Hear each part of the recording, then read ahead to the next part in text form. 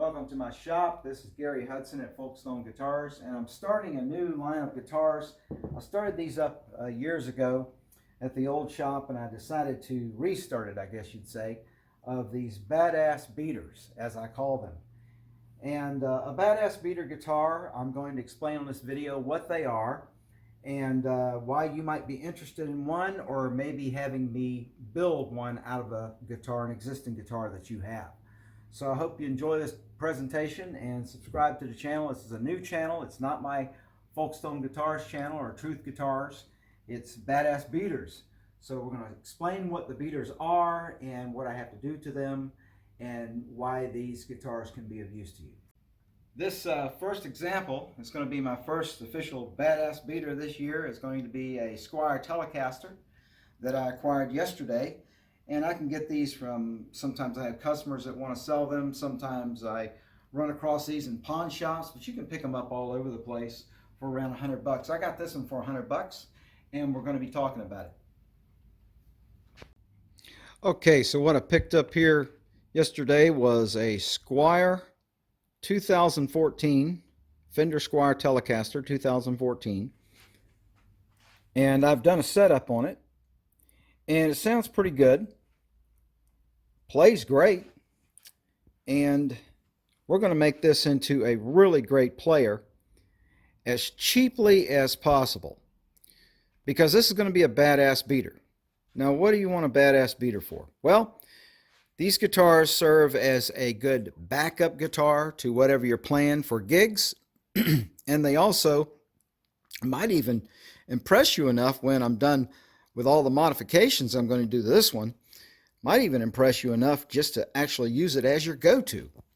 I've had that happen years ago when I built a lot of these Tellies and Strats from Squiers. And so let's talk about what changes we're going to make on this guitar that'll make it a beater. And I say beater because this guitar is going to be, it's going to be rugged. I mean, first of all, it's going to have stainless steel frets. I'm going to pull these nickel frets out, and I'm going to put some nice medium jumbo, low profile stainless steel frets in this guitar.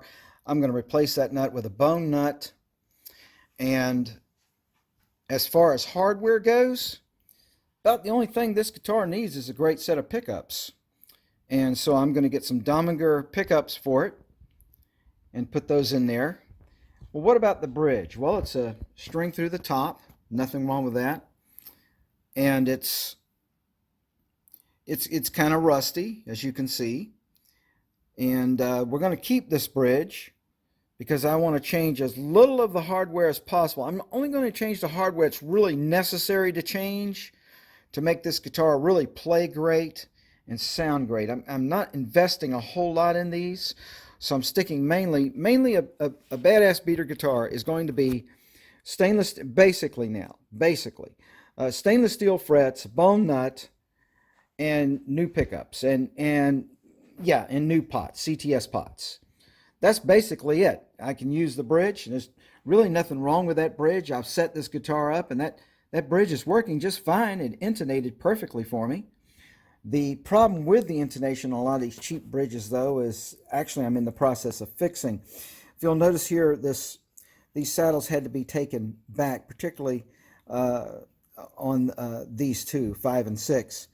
And when you do that, these intonation screws are so long that they actually wind up running into the string.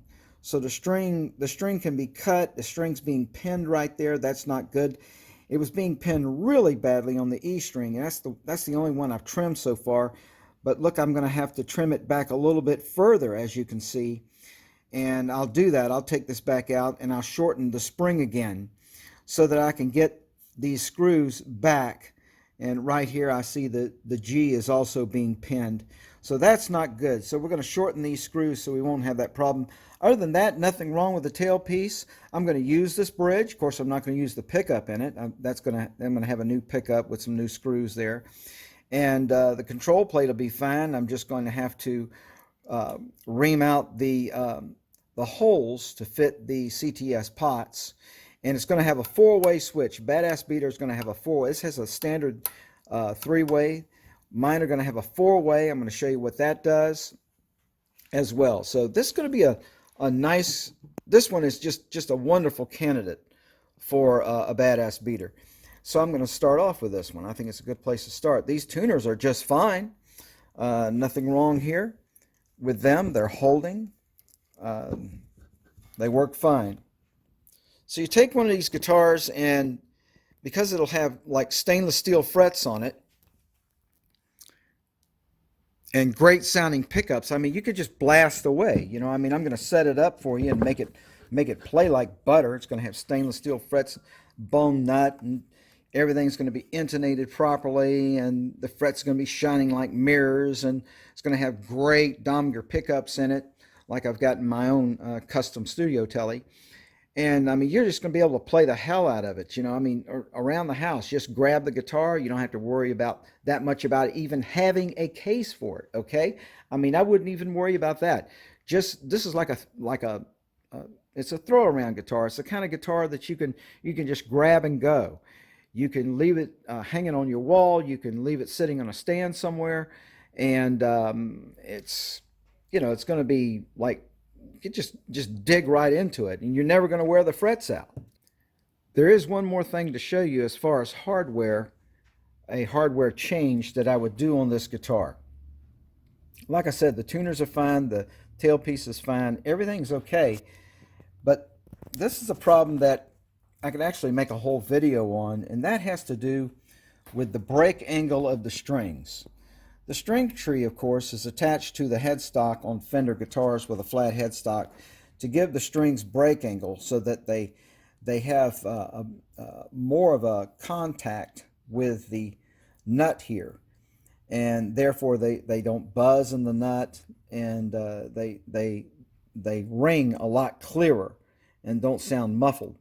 Well, notice there isn't anything on the G string, so a lot of times there'll be a string tree that will be added right here that'll take care of the G and the D string, but you really don't need to take the D string down. It's a wound string. It really doesn't have a rattle problem. Now this G string is always a problem with Fenders, and that's why they resorted to the double string tree here. But if you'll notice, this guitar, like a lot of Strats, also doesn't have any string tree there. It doesn't have a second one.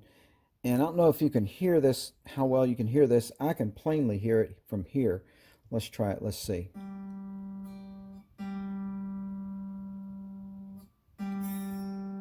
That G string has a rather muffled sound, and when you give it some break angle over here, press down, that has more sustain. It's actually ringing clearer.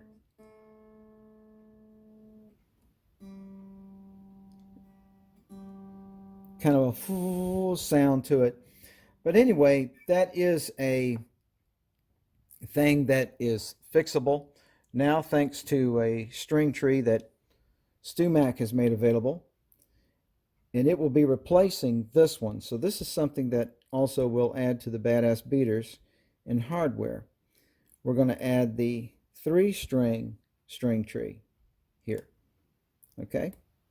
And that'll take care of those three. It takes care of all three of them and doesn't touch the D string at all. So I think this is a really great string tree idea, and I'm going to be trying that out on my Badass Beaters. And it also comes with various spacers, so whatever height that it needs to be. Sometimes you got to make these lower. This one is down about as low as I ever care to go, with just a small spacer under it. When they're pinned all the way against the headstock, I mean, that's just awful for making the strings just way too tight in the nut, and you're not able to retain tuning very well that way. So I don't recommend that at all, to have them pinned down to the headstock like that. When a guitar comes in here for a setup and it's like that, I'll usually just give the customer a little spacer to put under there. I'll put one under there for him so it doesn't pull these strings so tight through the grooves. But you want them to be tight enough. You want enough break angle so that they ring out clear. On open strings, that is, when you're using an open string. So that string tree will be added, and that's going to be important. Okay, so this is my first video on the Badass Beaters. Today is March 27th, 2022, and thank you very much for tuning in.